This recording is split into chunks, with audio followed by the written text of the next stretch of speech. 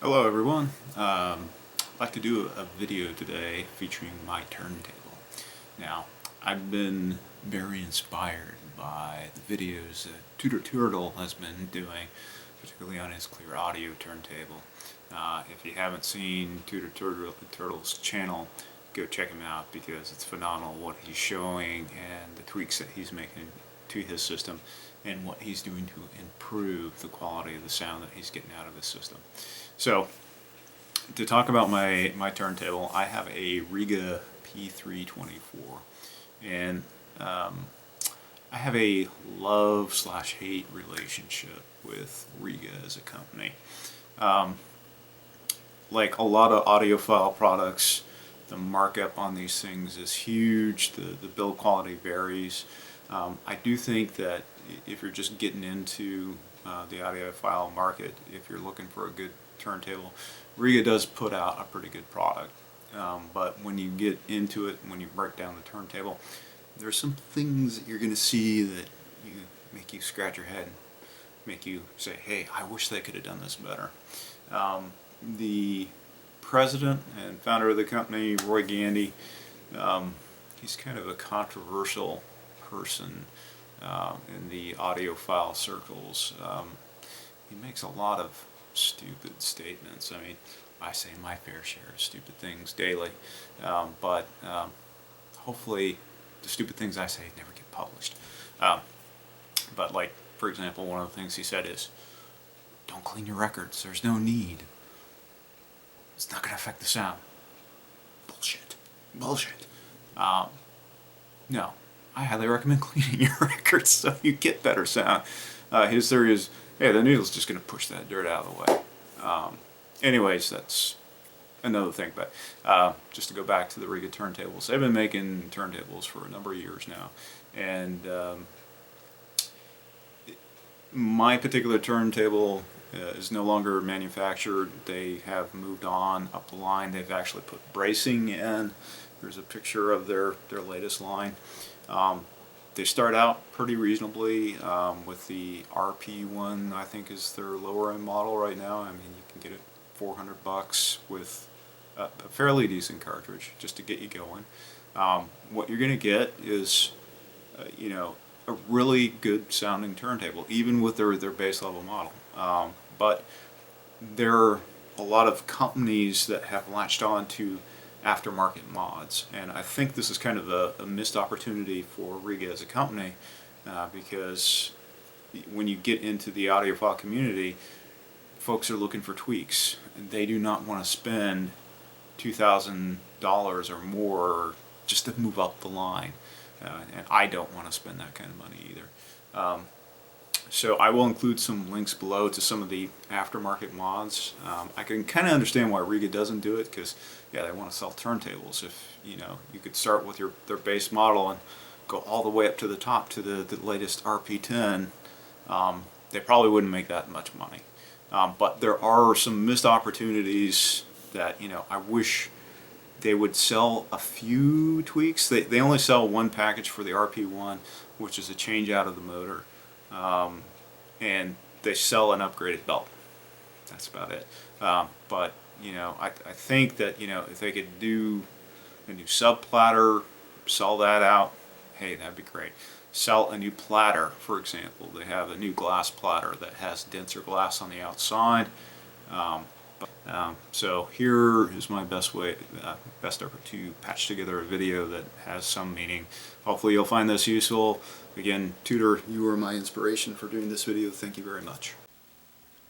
So this is a basic shot of my Rega turntable as it is right now. Some of the things that I've done with it. So Dan Vinyl Fury had recommended the Rega Michelle, or actually the Michelle clamp. It's a very nice clamp, manufactured out of Delrin, has a screw-on mechanism to tighten down your record. This is actually pretty good for flattening a warp record, and it's really not too expensive.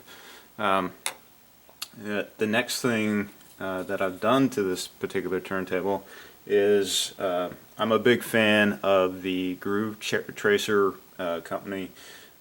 They're a kind of a mom and pop business that sell aftermarket mods for Rega turntables. There's a bunch out there. Michael Lim, there's a company out of South America.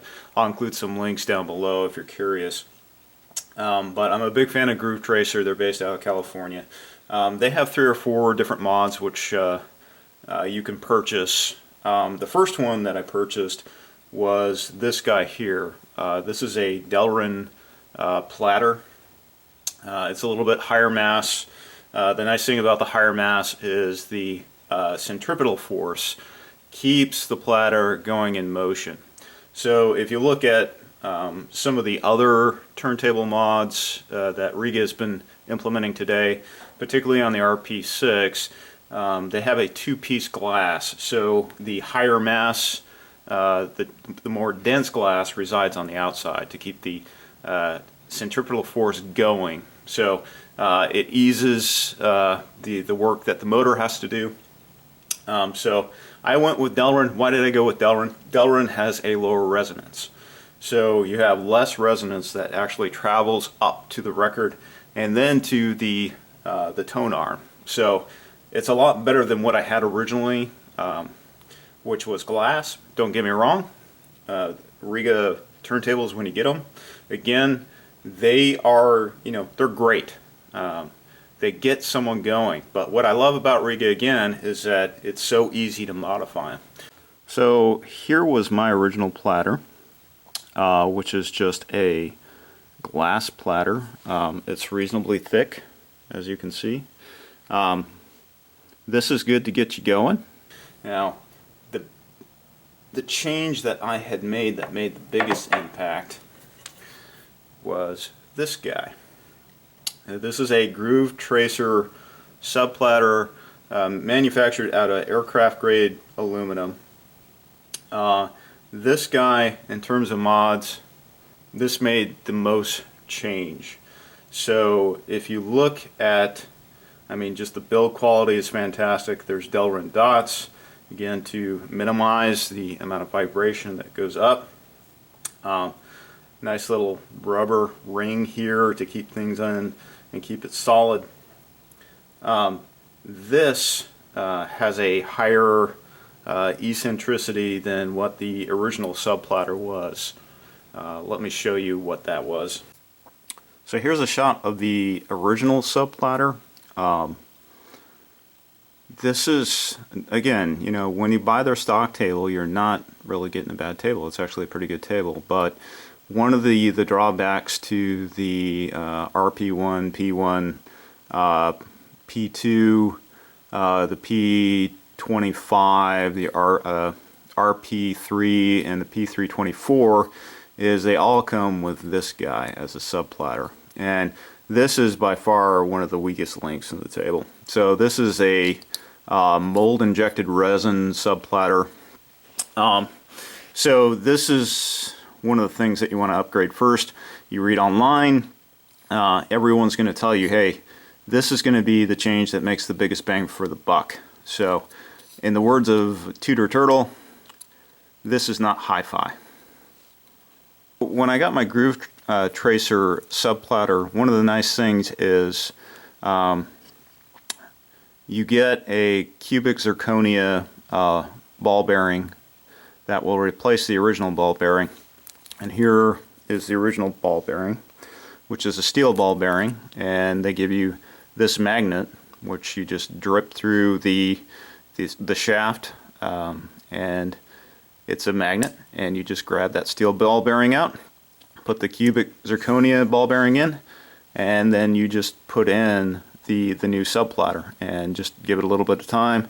No force, it'll sink down over time, and it's a very easy modification to make. You don't have to really do a whole lot of work, and again, that is the biggest bang that you get for your buck.